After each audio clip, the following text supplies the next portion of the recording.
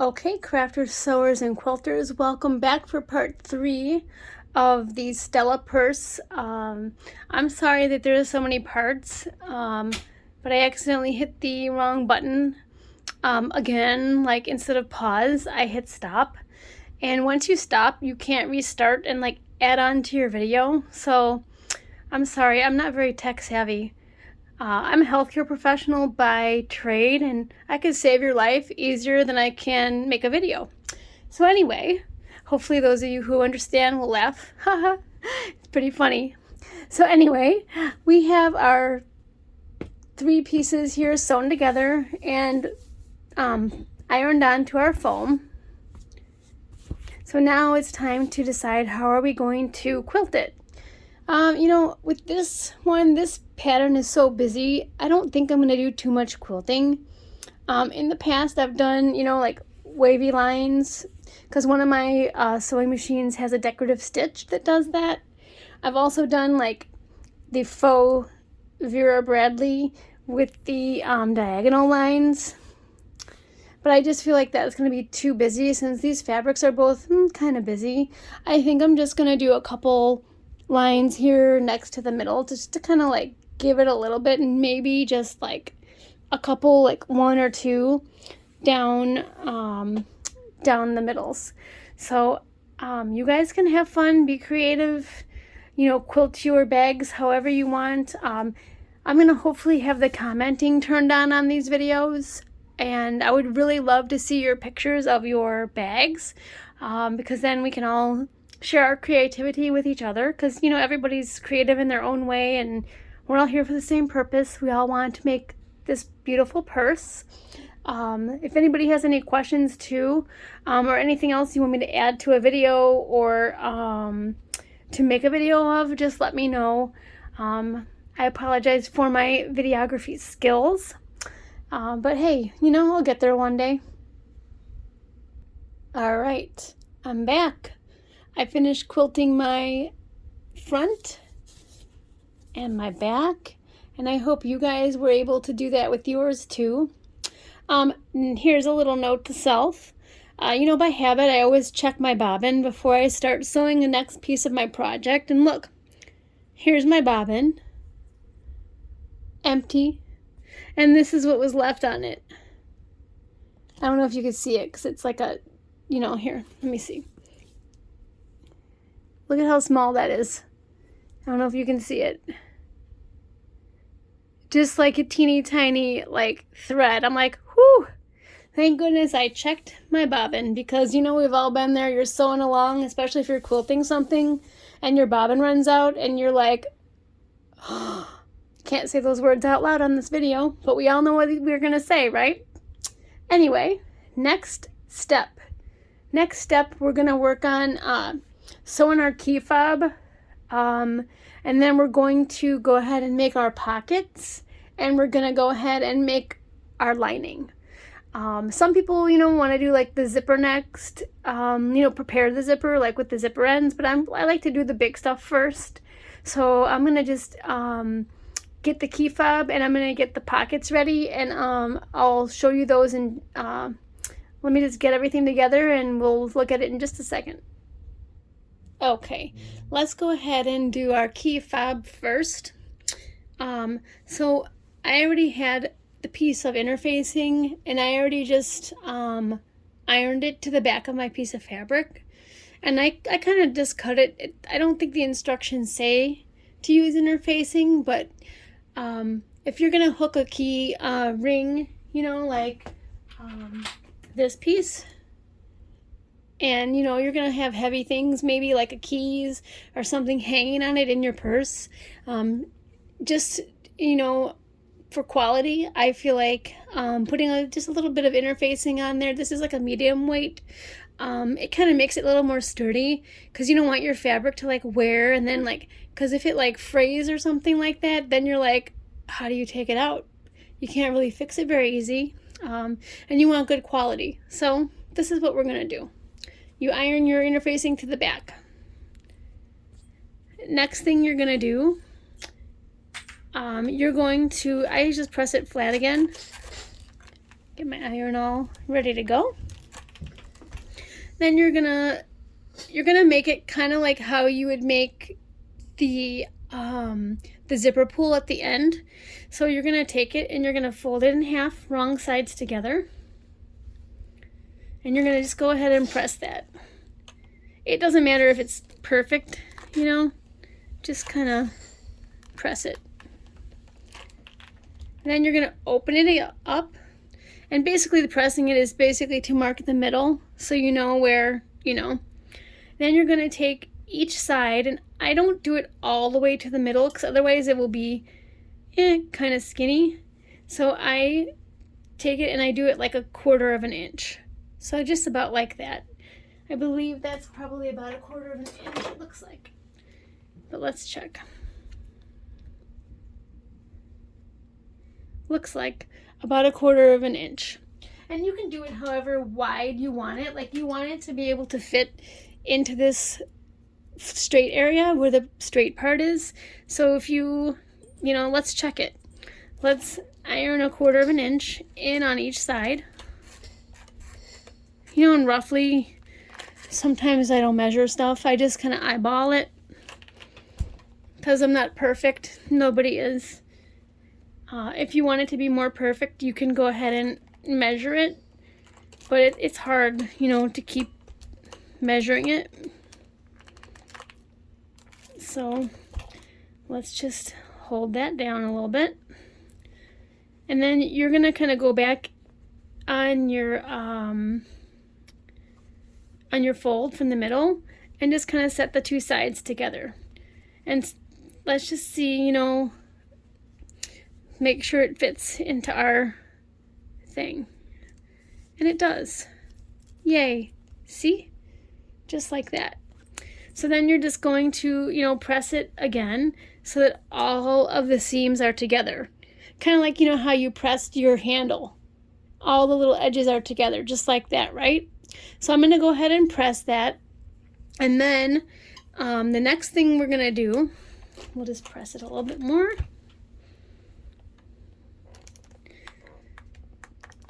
It.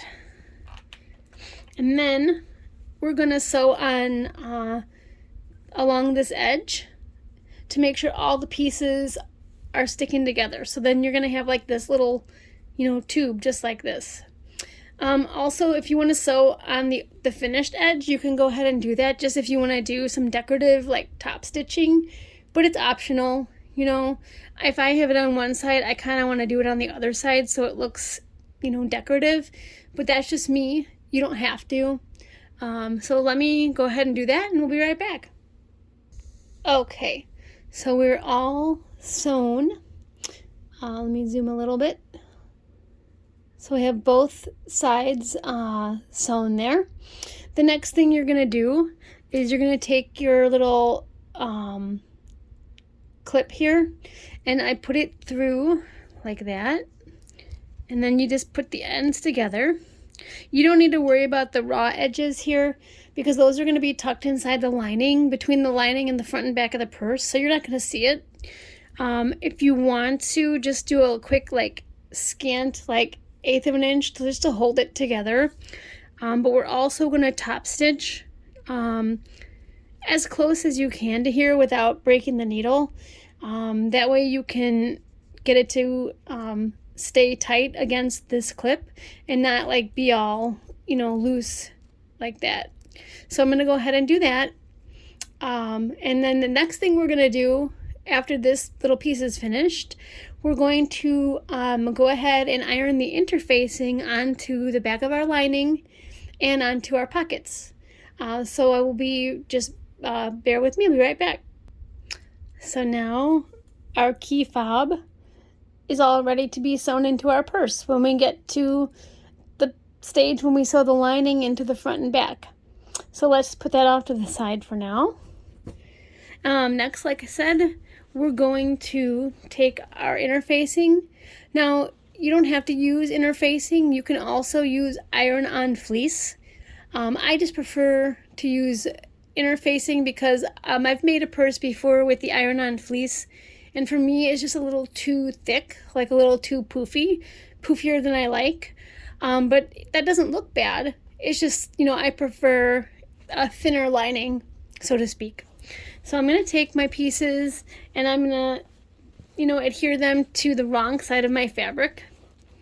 With this interfacing, you can tell the difference because the front is smooth, and then the side, there's like these bumps. So you can go ahead and do that. Then after you do your lining pieces, the next thing you're going to want to do is take your pockets and you're going to fold them together, right sides together, the long way. So like there's, here, let me see if I can back up a little bit so you can see. There's like a shorter side, and then there's the longer side. I think this is the 12 inches here, and this is the 13 inches here. So I just fold it right sides together, just like that. And I prefer to press it. And then that kind of marks for me like my interfacing, my piece of interfacing is just going to go on one side, on the wrong side, just like that. So let's meet back in just a second after we all adhere our interfacing to our fabric. Let me just add one quick tip. Make sure if you're not used to using the interfacing or the iron-on fleece that you're going to use, just make sure you read the instructions, you know, like that little paper thing that if you buy it by the yard, like it comes with that tissue paper that has the instructions on it. Just make sure you familiarize yourself with the settings for your iron that are appropriate for the interfacing that you're using, because I've learned the hard way that if your iron's too hot, it will shrivel up like a shrinky dink. And then that is really not a good situation, especially if you have a limit on how much fabric you have. Because you may not have enough to cut out another piece, and then you're like, oh, uh-oh. Yeah, so just be careful. We'll meet back in a second. All right, sewing friends, we're ready to move to the next step. So hopefully everybody has their interfacing on their pockets and on their lining pieces here. What I like to do is I'm going to take a marking pen, and you can use whatever you want. This one happens to be a Dritz chalk pencil. This one, it just kind of erases over time by itself, or you can use water to remove it. Also, I really like these. They're called iBody heat erasable pens. These things erase like magic. Literally like magic. So I'm gonna take either black or blue, maybe blue here, and I'm gonna take, so now I have directional fabric, so I'm gonna say that this down here is the bottom, and that this down here is the bottom on this one. So I'm gonna take my ruler and I'm gonna go from the bottom, and I'm gonna measure a line 4.5 inches from the bottom. So I'm just gonna line this up with my fabric. I'm gonna put the line from my pen here. Let's make sure I can see it. Yep, I can see it. And I'm just gonna do that all the way across. Just kind of like, it doesn't have to be connecting, but just so you have it marked. Let me just move this up a little because my camera's in the way. Here we go. Just mark it like that. Because once you're done sewing your pockets, and I'm going to show you that next, once it's right side out, you're going to put it like this, and you're actually going to sew it like this to stitch it down, and then it'll be up like this, and that's going to be your pocket. But we'll go over that in just a second. So you can go ahead and mark your fabric, you know, however you want to, with whatever tool that you prefer to use. And then after you mark your fabric, we're going to, so this is the finished edge right here where it's folded. This is your raw edge, you know, where the two are folded together. All you need to do for this step, for the pocket, is to sew along this edge. and to sew along this edge, like this edge here on both pockets. I usually use a 1/4 inch seam, and then I also do trim my corners so that when I turn it right side out, I have square corners. So let's go ahead, mark your fabric, sew your seams, and then we'll meet back here. Okay, so we have our pockets sewn. I'm going to turn them right side out and then going to press them flat. I'm just going to use my finger to push out the corner. I did clip it just a tiny bit. So I'm just going to like kind of finger press it a bit. I do have a corner turner, just very gently to push it up just a little tiny bit, just like that. And then I just kind of finger press, the seam just a little bit so it lays flat. And then I'm just going to iron it. Just like that. So let me go ahead and do the other one, the other pocket, and then I'll be right back. Okay, so next we're going to use that line that we drew, and we're going to pin our pocket onto our lining so we can sew it onto there. So I happen to have a directional fabric. If it's just a plain fabric or a solid or something that's polka dot, something that's not directional, then this step doesn't really matter. But I have the right side, the finished side here of my pocket, facing up, because I want to make sure that my pocket that the pattern is going the right direction. If I have it the other way, it's not, it's upside down. So I want to make sure that it's the right direction, and then I'm just going to flip it like this. And then I'm just going to line up the raw edges or the unfinished edges to this line that we drew. Now you can measure, on each side to make sure you have it in the middle, but I kind of just, I eyeball it because, it is what it is. And then I'm going to take some pins and I'm just going to hold it in place, just a little bit, just with a couple pins, because we're going to sew a 1/4 inch seam right along this line. So let me just get this pinned on here. Don't want to pin it to the ironing board. Okay. There we go. I'm going to do the same on the other side, and then I'm just going to sew, back stitch on both sides so that you don't have any strings fraying or anything like that. And we're going to sew just right along here, and then I'll be back. Okay. Hi guys, welcome back. So pockets are sewn on. While I was sewing these on, my husband came and told me, hey honey, I just watched your part 2, and it's not facing the right direction. It's up and down. It's not horizontal, it's vertical. So I said, you know what, honey? Now you can be my producer. You can be my official producer, because like I said, I am not tech savvy. So I'm doing the best I can with these videos, so I apologize if if you can't see something, or if something's not right. And I'm still working on learning how to edit.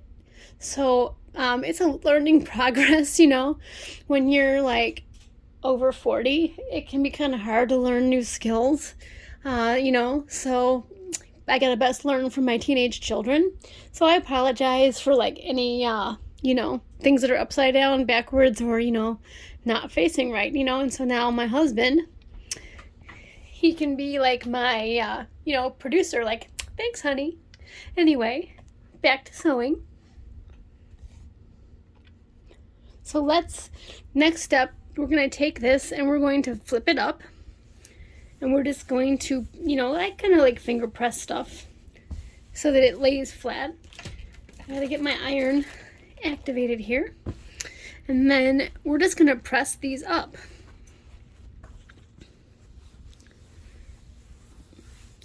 And, then the next thing we're going to do is we're going to top stitch on this edge, and we're going to top stitch on this edge. And then the instructions for Jerry Richards' pattern tells you to sew it in the middle, but you can really sew it however you want. You know, like if you want 2 pockets, yay, you can sew it in the middle. If you want 3 pockets, you know, or 4, like something skinnier, like a skinny one, like if you're going to put a pen in there or something, you can do it like however wide that you want it to. So I'm just going to go ahead and press these now that I think my iron's hot. So she's laying flat here.